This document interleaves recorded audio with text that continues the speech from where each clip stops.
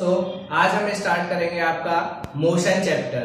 ठीक है, आज की क्लास में हम जानेंगे मोशन किसे कहते हैं और इसके डेली लाइफ के एग्जाम्पल। मोशन क्या होता है दोस्तों, उसको समझने से पहले आइए कुछ ऑब्जर्वेशन जो आपको डेली बेसिस पे दिखाई देती हैं, हम उनके एग्जाम्पल लेते हैं और उनसे समझने की कोशिश करते हैं कि मोशन क्या होता है। आपने हर जगह जनरली चीजें देखी होंगी डेली लाइफ में कि आपकी बहुत सारी चीजें, जैसे अगर मैं बात करूं, आप पतंग उड़ाते हैं, पक्षी जो है वो उड़ते हैं, आप रोड पे चलते हैं। ठीक है, इस मार्कर को मैंने क्या किया, इस पॉइंट से उठा के मैं इस पॉइंट तक लेके आया, या फिर कोई भी चीज है, जैसे मैं भी एक जगह से क्या कर रहा हूं, दूसरी जगह मूव कर रहा हूं। तो ये सारी चीजें आपको पता है। अगर क्वेश्चन आपसे पूछा जाएगा ये क्या है, तो आप आंसर क्या बोलेंगे, ये सारी चीजें मोशन में है। आप क्या बताएंगे कि जो भी हमने बोला है ये सारी चीजें किसमें है दोस्तों, मोशन में। तो मोशन की डेफिनेशन क्या हुई, बेसिकली इसमें बहुत सारे एग्जांपल है। डेली लाइफ को आपको जो भी दिखता है, डेली लाइफ के आपके डेली बेसिस पे एक्टिविटीज में जो भी ऑब्जर्वेशन होती है, वो सारी की सारी आप जनरली किसको कंसीडर कर सकते हो, मोशन को। मोशन में जनरली क्या है कि अगर आपको एग्जांपल, जैसे आप चल रहे हो, यहाँ पे ये सपोज मैंने एग्जांपल दिया, मैं आपका क्या कर रहा हूँ, मूव कर रहा हूँ, तो मैं किस में हूँ, मोशन में। उसके बाद ये मार्कर अभी कौन सी पोजीशन में है, रेस्ट की पोजीशन में। बट जैसे ही मैं इसको उठाऊंगा और ये यहाँ तक पहुंचेगा, ये किस में आ जाएगा, मोशन के अंदर। आपका जो फैन है, पंखा है, वो आपका क्या है, बंद है। ठीक है, जैसे ही आप स्विच ऑन करेंगे वो चलने लगेगा, तो वो किस में आ जाएगा, मोशन में। पक्षी जो है वो पहले एक ही जगह थे, वो उड़ेंगे, फ्लाई करने लगेंगे, तो वो भी किस में आ जाएंगे, मोशन में। तो ये सारी चीज आपकी क्या है, मोशन। तो हमने ये तो देख लिया कि कोई भी चीज जो अपनी स्टेट को चेंज करती है, कोई भी चीज जो अपनी अवस्था को या अपनी जो स्टेट है उसको चेंज करती है। मान लीजिए पहले वो यहां पर थी, अब यहां से वो यहां पे चली जाए, या यहां से यहां पे चली जाए, या कहीं और मूव कर जाए। इसका मतलब इसने अपनी पोजीशन को चेंज कर लिया। ठीक है, अपनी पोजीशन को चेंज कर लिया। इसको स्टेट भी कह सकते हैं, स्टेट वर्ड गलत नहीं होगा। कई लोग स्टेट का मतलब समझते हैं कि सॉलिड से लिक्विड, लिक्विड से गैस। नहीं, स्टेट का मतलब यहाँ पे क्या होगा कि ये इस पोजीशन में थी, यहां से ये इधर मूव कर गई, तो ये भी हम स्टेट में कंसीडर कर सकते हैं। तो मतलब क्या हुआ, जब भी कोई ऑब्जेक्ट अपनी पोजीशन को चेंज कर देता है, इसका मतलब वो किस में आ जाता है, मोशन में आ जाता है। मोशन का मतलब क्या हुआ, जब भी किसी ऑब्जेक्ट की पोजीशन चेंज होगी तो हमेशा उसको क्या बोला जाएगा, मोशन बोला जाएगा। अब ये जो आपकी डेफिनेशन है, change in position is known as motion, ये दोस्तों थोड़ी सी अधूरी डेफिनेशन है। थोड़ी सी क्या है, अधूरी। क्यों? क्योंकि जब आप कोई काम करेंगे तो क्या उसमें टाइम लगेगा या नहीं, तो आंसर होगा डेफिनेटली उसमें क्या लगेगा दोस्तों, टाइम लगेगा। इसका मतलब क्या हुआ, change in position with respect to time is known as motion. ये इसकी एग्जैक्ट डेफिनेशन है। Change in position with respect to time, किसी भी ऑब्जेक्ट की पोजीशन में जो चेंज होता है टाइम के साथ साथ, उसको हम क्या कहते हैं, आपका मोशन कहते हैं। तो मैं डेफिनेशन लिख देता हूं, क्या, change in position, change in position with respect to, या विद रेस्पेक्ट नहीं, विद टाइम। ठीक है, change in position with time. आप रेस्पेक्ट वर्ड मत लगाइए, आप इतना ही याद कीजिए दोस्तों। ये आपकी सबसे छोटी डेफिनेशन है, इससे छोटी डेफिनेशन आपकी नहीं बन सकती मोशन की। क्या, change in position with time, कि जब भी आपकी किसी ऑब्जेक्ट की पोजीशन चेंज हो, किसके साथ, टाइम के साथ, उसको आप हमेशा क्या कहेंगे, मोशन कहेंगे। कहने का मतलब, ये जो आपका मार्कर है, ये इस टाइम पे यहां पे रखा हुआ है, ये अगले ही टाइम यहां पहुंच गया। इसका मतलब जैसे टाइम चेंज हुआ, इसकी पोजीशन क्या हो गई, चेंज हो गई। तो इसको आप क्या बोलेंगे, आप कि ये ऑब्जेक्ट किस में आ गया, मोशन में। मैं अभी यहां पर हूं, अगले एक सेकंड में मैं यहां पे चला गया, इसका मतलब मेरी पोजीशन टाइम के साथ क्या हो गई, चेंज। इसका मतलब मैं किस में आ गया, मोशन में। अब ये जो क्वेश्चन है, अगर आपको ये चीज समझ में आ गई तो आप मेरे क्वेश्चन का जवाब दीजिए, जो बहुत सिंपल है। वो क्वेश्चन क्या है आपका कि जो आपका फैन है, जो आपका क्या है दीवार पे, जो आपकी छत पे पंखा लगा हुआ है फैन, वो आपका एक ही जगह घूमता रहता है, वो क्या करता है एक ही एक्सिस पे लगातार रोटेट करता है, तो क्या वो मोशन कर रहा है या नहीं। ठीक है, तो कई दोस्तों का आंसर होगा हाँ, कई दोस्तों को थोड़ा सा कंफ्यूजन हो सकता है। आंसर है बिल्कुल, आपका जो फैन है जो आपका घूम रहा है वो क्या है, मोशन में। वो क्यों है मोशन में, क्योंकि अगर आप उसकी एक पंखड़ी को देखें, 3 पंखड़ियां हैं, किसी भी एक पंखड़ी को आप लीजिए, उसकी जब आप एक पंखड़ी को लेंगे तो एक टाइम पे, इस सेकंड पे वो वहां है, अगले सेकंड पे घूम के यहाँ, उससे अगले सेकंड पे घूम के यहाँ, उससे अगले सेकंड पे घूम के यहाँ पे, उससे अगले सेकंड पे घूम के यहाँ पे, तो लगातार वो टाइम के साथ अपनी पोजीशन को क्या करता जा रहा है, चेंज करता जा रहा है। बेशक वो फिक्स्ड एक्सिस पे घूम रहा है, पर लगातार वो अपनी पोजीशन को टाइम के साथ साथ क्या करता जा रहा है, चेंज। इसका मतलब वो भी आपका क्या कर रहा है, मोशन कर रहा है। तो आपको ज्यादा नहीं, आपको ये ध्यान रखना है जब भी किसी ऑब्जेक्ट की टाइम के साथ पोजीशन चेंज होगी, उसको हमेशा और हमेशा आप क्या बोलेंगे कि ऑब्जेक्ट क्या कर रहा है, मोशन कर रहा है। क्लियर। तो ये तो हुई मोशन के रिगार्डिंग बात। अब कई बार आपका क्या होता है, जैसे एटम्स की बात होती है कि क्या एटम मोशन करते हैं, मॉलिक्यूल्स मोशन करते हैं, तो आंसर है हाँ, एटम भी मोशन करते हैं, मॉलिक्यूल्स भी मोशन करते हैं, बट कई बार वो मोशन आपको दिखाई नहीं देता। तो मोशन आपको 2 तरीके से हो सकता है, एक जिसके डायरेक्ट एविडेंस हो, जो आपको डायरेक्ट आंखों से दिखाई दे, और दूसरा इनडायरेक्ट मोशन। ठीक है, तो समझते हैं डायरेक्ट मोशन और इनडायरेक्ट मोशन क्या है। ये जनरली पूछा नहीं जाता बट पता होना चाहिए। डायरेक्ट मोशन का मतलब होगा कि जब आपको एक चीज यहां पर से, ये सपोज मेरा हाथ यहां से आपको यहां जाता हुआ दिख रहा है कि ये यहां से मूव कर रहा है, ये चीज यहां से यहां आ रही है, ये चीज यहां से यहां पहुंच गई, ये सब क्या है आपके डायरेक्ट मोशन के एग्जाम्पल हैं जो आपको क्लियरली दिखाई देता है। जैसे ये डस्टर, ठीक है, ये डस्टर आपका यहां से यहां तक, ये जो भी है ये सारे क्या है आपके डायरेक्ट मोशन के एग्जाम्पल है जो आपको आंखों से क्लियरली दिखाई देते हैं। बट कुछ मोशन ऐसे होते हैं दोस्तों जो आंखों से दिखाई नहीं देते, जिनको हम किसी इफेक्ट की वजह से या किसी रिजल्ट की वजह से पहचान पाते हैं। जैसे इफेक्ट या रिजल्ट का मतलब क्या हुआ, हवा। ठीक है, मोशन ऑफ एयर। क्या मोशन ऑफ एयर, क्या आपको हवा चलती हुई दिखाई देती है? जो पंखा आपका ऊपर चल रहा है या साइड में जो चल रहा है, या नॉर्मल जो आपको शाम के टाइम पे, सुबह के टाइम पे हवा लगती है, क्या वो कभी आपको दिखाई देती है? आंसर है नहीं। तो फिर आप कैसे कह सकते हैं कि हवा जो है वो मोशन कर रही है?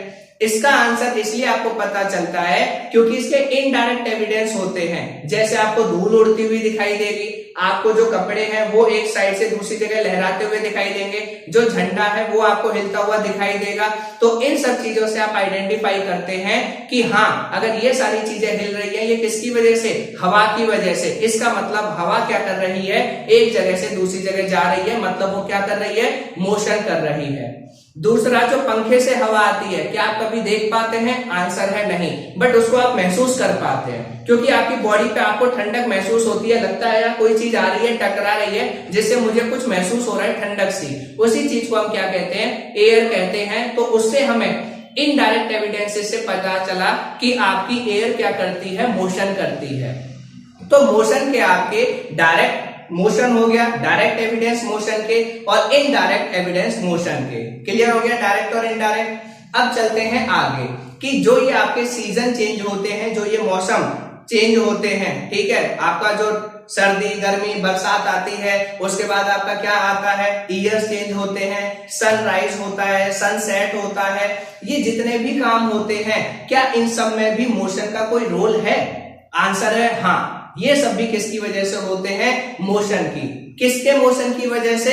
अर्थ के मोशन की वजह से।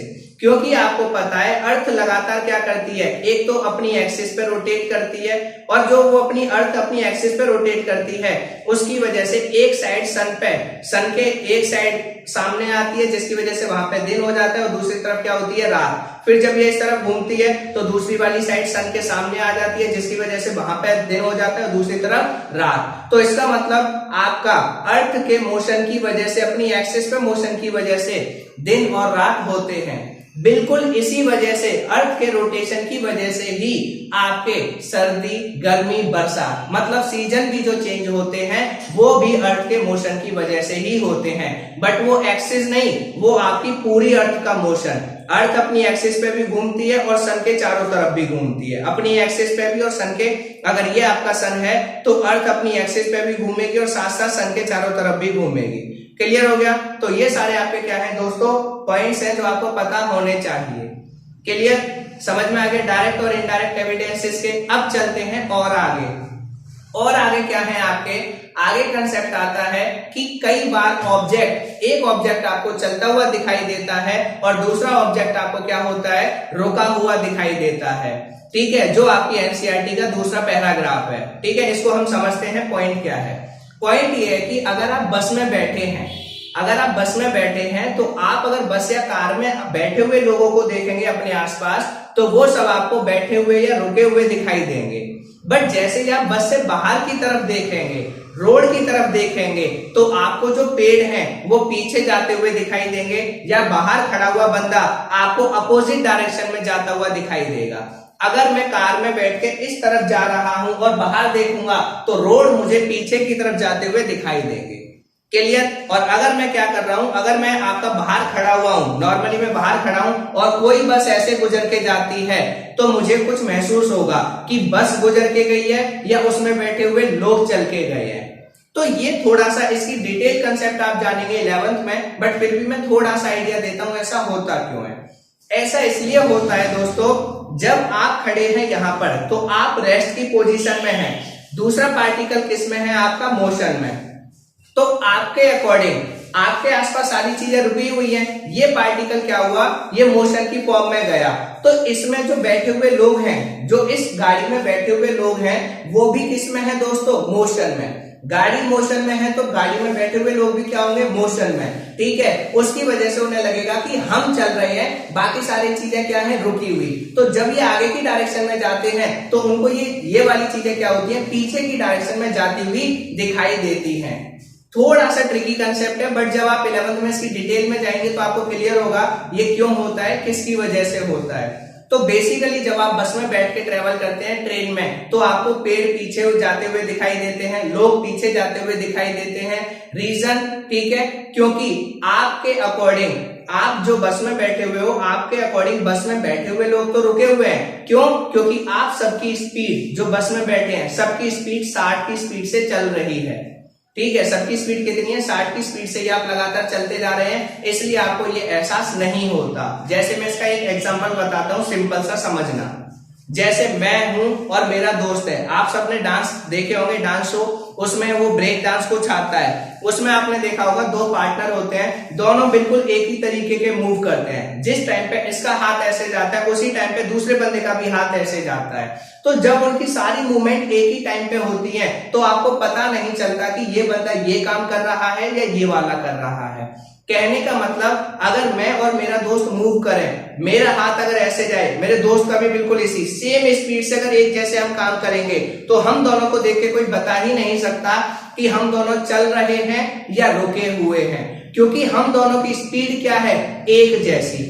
अगर हम दोनों में आगे पीछे, जैसे ही हम दोनों की स्पीड थोड़ी भी आगे पीछे हो जाएगी, तुरंत सामने वाले बंदे को पता चल जाएगा कि आपका क्या हुआ है, स्पीड चेंज हुई है। और स्पीड चेंज होने की वजह से क्या हुआ है, ये एक मोशन कर रहा है, एक रेस्ट में है। इसीलिए जब बस में आप सब बैठे होते हैं या कार में आप लोग बैठ के जा रहे होते हैं तो आप चारों पांचों लोग जो देखते हैं कार में एक दूसरे को, सब एक दूसरे को रुके हुए दिखाई देते हैं। बट जैसे ही आप बाहर देखेंगे तो आपको चीजें चलती हुई दिखाई देंगी, क्योंकि एक की स्पीड ज्यादा है और दूसरे की स्पीड क्या है, कम। ठीक है, तो इस कंसेप्ट को आप इस तरीके से समझ सकते हैं कि दो ऑब्जेक्ट क्या होते हैं, जब सेम स्पीड से मूव करते हैं, सेम बिल्कुल एक ही तरीके से सारे काम करते हैं, तो वो क्या दिखाई देते हैं, ना तो वो आपको रेस्ट में पता चलेंगे ना मोशन में, क्योंकि दोनों की स्पीड एग्जैक्टली क्या है, सेम। बट जैसे ही उनकी किस्में उनकी स्पीड में या वेलोसिटी में चेंज आएगा, थोड़ा बहुत भी, थोड़े फ्रैक्शन ऑफ सेकंड का भी चेंज आ गया, तुरंत आपको क्या हो जाएगा, पता चल जाएगा कि एक चीज क्या है, एक चीज दूसरे के अकॉर्डिंग थोड़ी सी अपनी पोजीशन को चेंज कर रही है। क्लियर। इसके बाद आगे आता है आपका टाइप्स ऑफ मोशन। ये वाला पैराग्राफ और ज्यादा क्लियर होगा आपका 11th क्लास में। ठीक है, अब हम चलते हैं टाइप्स ऑफ मोशन। तो टाइप्स ऑफ मोशन को पहले लिखते हैं, उसके बाद समझेंगे। ठीक है, ठीक है दोस्तों, हमने क्या किया था, मोशन, टाइप्स ऑफ मोशन। तो आइए स्टडी करते हैं टाइप्स ऑफ मोशन क्या है।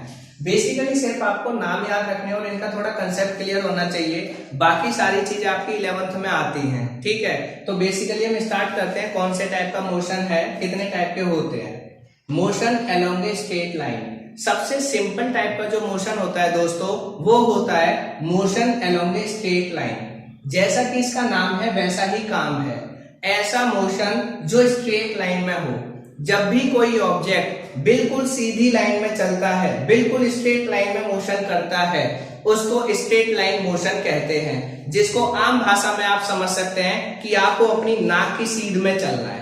जहां आपकी, जब आप खड़े होंगे तो जहां नाक की पोजीशन हो उसी डायरेक्शन में जब आप मूव करेंगे, उसी को हम स्ट्रेट लाइन मोशन कहते हैं। जैसे मैं इस समय ये खड़ा हूं तो मेरा स्ट्रेट लाइन मोशन होगा ये, जब मैं बिल्कुल सीधे चलूंगा। जब मैं ऐसे मुड़ जाऊंगा तो स्ट्रेट लाइन मोशन ऐसे। क्लियर। तो हमेशा जब नाक की सीध में आप चलेंगे तो उस मोशन को क्या कहते हैं, आप स्ट्रेट लाइन मोशन कहते हैं। तो जब भी कोई ऑब्जेक्ट बिल्कुल सीधी डायरेक्शन में चलता है, ऐसे मुड़ने के बाद फिर ऐसे, ऐसे मुड़ने के बाद फिर ऐसे, तो जब भी कोई ऑब्जेक्ट बिल्कुल सीधी डायरेक्शन में मूव करेगा, उसको आप motion along a straight line या स्ट्रेट लाइन मोशन कहते हैं। और यही आपको एक चैप्टर में 9th क्लास में यही स्टडी करना है। यही सबसे सिंपल टाइप का मोशन है जिसको आपको स्टडी करना है डिटेल में। ठीक है, क्लियर हो गया motion in a straight line. दूसरा सर्कुलर मोशन। दूसरा कौन सा है दोस्तों, सर्कुलर मोशन। जैसा कि नाम, सर्कुलर मोशन का मतलब मोशन इन ए सर्कल। जब कोई ऑब्जेक्ट मोशन करते करते कैसा पाथ बना ले, कैसा रास्ता बना ले, सर्कुलर। कैसा रास्ता बना ले, सर्कुलर। जब कोई ऑब्जेक्ट, जैसे हम लोग क्या करते हैं, ट्रैक वगैरह पे दौड़ते हैं या किसी गोल चक्कर के अराउंड दौड़ते हैं, इस तरीके से। जैसे आप कुएं के चारों तरफ चक्कर लगाएं, ठीक है, या फिर आपका क्या हो गया, किसी बाल्टी के चारों तरफ घूमे, या कोई रस्सा आप गोल रख रहे हैं उसके चारों तरफ घूमे। तो जब भी आप सर्कल में, जब भी आप सर्कुलर फॉर्म में जब आप मोशन करते करते कैसा स्ट्रक्चर बना लें, सर्कुलर स्ट्रक्चर, तो उसको हम कहते हैं सर्कुलर मोशन। उसको कौन सा मोशन कहते हैं दोस्तों, सर्कुलर मोशन। इसकी सिर्फ और सिर्फ आपको इंट्रोडक्शन पढ़नी है इस चैप्टर में, इसकी डिटेल नहीं है। इसका सिर्फ इंट्रोडक्शन कि सर्कुलर मोशन क्या होता है, ठीक है, एक फॉर्मूला है सिंगल, अकेला। उसके बाद आते हैं वाइब्रेशनल मोशन। वाइब्रेशनल मोशन आप जानते हैं, back and fro. Back and fro का मतलब जब कोई ऑब्जेक्ट अपनी फिक्स पोजीशन से आगे जाता है, पीछे जाता है, आगे जाता है, पीछे जाता है। जैसे मोबाइल में वाइब्रेशन आप देखते हैं, तो मोबाइल में वाइब्रेशन का मतलब वो आगे जाएगा, पीछे जाएगा, आगे जाएगा, पीछे जाएगा। तो ये आपका क्या हो गया, वाइब्रेशनल मोशन। रोटेशनल मोशन भी आप लोग जानते हैं, जैसे अर्थ अपनी एक्सिस पे घूमती है, अर्थ अपनी फिक्स एक्सिस, तो जब भी कोई ऑब्जेक्ट, जब भी कोई पार्टिकल अपनी एक फिक्स एक्सिस पे रोटेट करता है, अपनी एक फिक्स एक्सिस पे घूमता है, उस मोशन को मैं क्या कहता हूं, रोटेशनल मोशन कहता हूं। ठीक है, तो ये सब आपका किससे रिलेटेड था दोस्तों, टाइप्स ऑफ मोशन। इसमें आपको रटना नहीं है। Motion in a straight line, object moves in a straight line, that motion is known as motion along a straight line. Circular motion, when object moves in a circular path, or when object moves during the motion, if object follow the path like a circle, then it is known as circular motion. फिर vibrational motion क्या होता है, जब आपका कोई particle back and fro move करता है, उसको हम वाइब्रेशनल मोशन कहते हैं।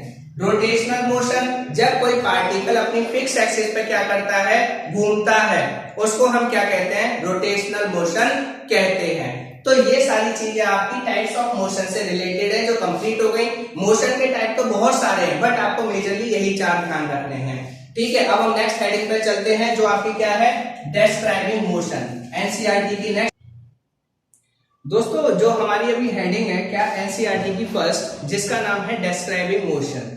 अब डिस्क्राइबिंग मोशन में वैसे तो बहुत ज्यादा कुछ नहीं है, बट यहां से 1 मार्क्स का क्वेश्चन बनता है एग्जाम के अंदर। पहला टीचर आपसे पूछ लेता है व्हाट इज ओरिजिन या what is reference point. Origin या रेफरेंस पॉइंट क्या होता है और इसकी जरूरत क्यों पड़ती है, ये आपसे नहीं पूछेंगे जरूरत क्यों पड़ती है, आपसे सिर्फ ये पूछेंगे what is reference point and origin. ठीक है, ओरिजिन या रेफरेंस पॉइंट क्या होता है। इससे, इस हेडिंग से जो आज हमने पढ़ी है, इससे मोशन की डेफिनेशन आती है एग्जाम में। उसके बाद कुछ एग्जांपल दे के आपसे पूछ सकता है, ठीक है, कि सिंपलेस्ट टाइप ऑफ मोशन क्या होती है, what is the simplest type of motion. तो answer straight line motion. Reference क्या होता है या ओरिजिन क्या होता है ये पूछेगा, या फिर मोशन को आप कैसे डिस्क्राइब कर सकते हैं ये पूछेगा। तो आज वाली हेडिंग से बेसिकली 1 मार्क्स के ज्यादातर क्वेश्चन बनते हैं। तो एक बार इस हेडिंग को देख लेते हैं, डिस्क्राइबिंग मोशन। जैसा कि इसका नाम है, डिस्क्राइबिंग मतलब डिस्क्राइब करना, किसको, मोशन को। तो मोशन को आप कैसे डिस्क्राइब करेंगे, आप कैसे बताएंगे कि मोशन हो रहा है या नहीं, और किसकी मदद से बताएंगे। तो मोशन को डिस्क्राइब करने के लिए, जैसे सपोज आप इसको सिचुएशन से समझिए, आपने अपने किसी दोस्त को या अपने किसी रिश्तेदार को गांव से बुलाया। तो जब आप अगर सपोज दिल्ली में रहते हैं तो आप अपने दोस्त को कैसे बुलाएंगे। क्या आप सीधे कह देंगे जो भी आपकी लोकेशन है आप सीधे वहां आ जाइए। जैसे कनॉट प्लेस में आपका कोई ब्लॉक होगा, सपोज आपका F ब्लॉक, ठीक है, या कोई भी है, तो क्या आप सीधा ये कह देंगे कनॉट प्लेस में F ब्लॉक में आ जाना इस गली में, क्या वो बंदा पहुंच जाएगा? नहीं, आप उसे कहेंगे कि पहले आप दिल्ली आइए, रेलवे ट्रेन से आ रहे हैं तो नई दिल्ली रेलवे स्टेशन आइए, नई दिल्ली रेलवे स्टेशन से कनॉट प्लेस के लिए आप कोई भी या तो ई रिक्शा ले लीजिए या फिर आप क्या ले लीजिए, जो है मेट्रो पकड़ लीजिए, कनॉट प्लेस पहुंच जाइए। कनॉट प्लेस पहुंचने के बाद वहां पे आप फिर कोई लोकेशन बताएंगे कि मेट्रो के इस गेट नंबर के पास पहुंच जाइए, वहां से मैं आपको मिल जाऊंगा। तो ये आपने क्या किया, ये आपने अपनी लोकेशन को, उसके मोशन को या उसकी जर्नी को आसान बनाने के लिए आपने डिफरेंट उसको लोकेशंस प्रोवाइड करी, और उन डिफरेंट लोकेशंस को, जिनको वो डिफरेंट पोजीशन जो आपको वो ढूंढने के लिए इस्तेमाल कर रहा है, ठीक है, उन्हीं को हम लोग क्या कहते हैं, रेफरेंस पॉइंट कहते हैं। तो किसी भी ऑब्जेक्ट की, किसी भी पार्टिकल की लोकेशन को बताने के लिए जिसको आप यूज करते हैं उसको रेफरेंस पॉइंट कहते हैं।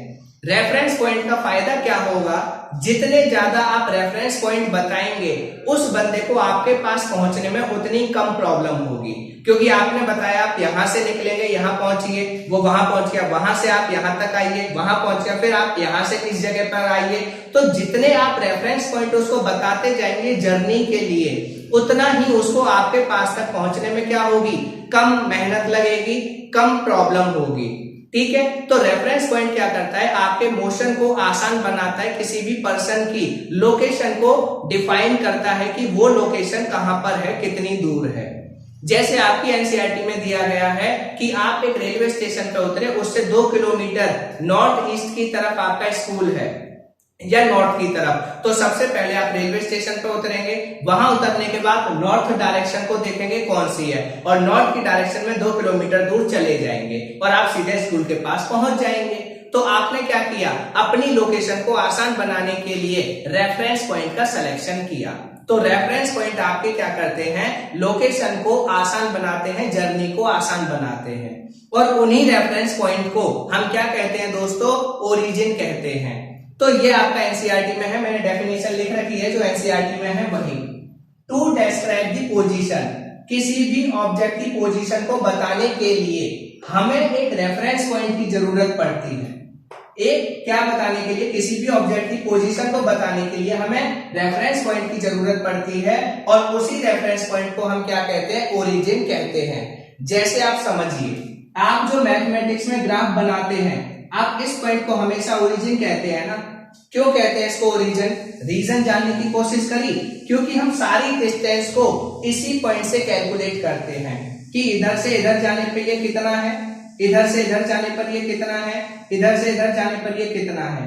तो ये सारी चीजें आप क्या करते हो, रेफरेंस पॉइंट, इससे आपको पता है ये एक इधर भी 1, इधर भी 1, इधर भी 1, क्लियर? तो ये सारी चीजें आप क्या करते हो, रेफरेंस पॉइंट क्या करता है, रेफरेंस पॉइंट या ओरिजिन आपकी जर्नी की डिस्टेंस को और डायरेक्शन को बताने में हेल्प करता है ताकि आप अपनी लोकेशन तक बहुत आसानी से पहुंच जाएं। तो बस ओरिजिन आपको ध्यान रखना है, क्या reference point is also known as origin. Origin या रेफरेंस पॉइंट क्या करते हैं, आपकी लोकेशन को बताने में आपकी हेल्प करते हैं। ठीक है, आज की वीडियो में इतना ही। अगर वीडियो अच्छी लगी हो तो लाइक कीजिएगा, शेयर कीजिएगा और चैनल को सब्सक्राइब करना ना भूलें।